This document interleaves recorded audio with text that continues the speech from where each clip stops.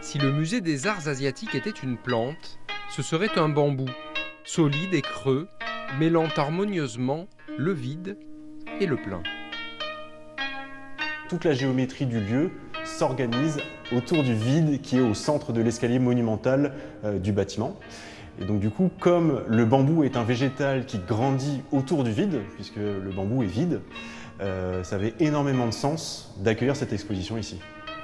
La plénitude du vide, c'est un voyage dans le temps, à la découverte de ce qui était au XVIIIe siècle un artisanat d'art, celui de la vannerie. Le point de départ, ce sont des œuvres qui s'inspirent de choses chinoises, karamono en japonais, puisque les premières vanneries florales viennent du continent et vont fasciner les lettrés japonais qui vont les utiliser notamment lors de cérémonies du thé.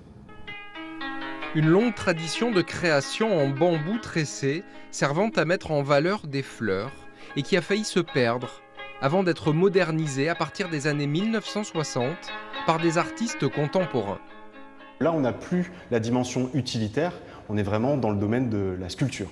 Cette sculpture est inspirée d'une divinité bouddhique, Bodhidharma, qui est très importante en Extrême-Orient. Et elle est rouge comme le manteau de la divinité. Et on a toute cette dimension spirituelle. Aérienne, complexe, dynamique, parfois envoûtante, l'exposition réunit 100 chefs-d'œuvre de l'art japonais du bambou.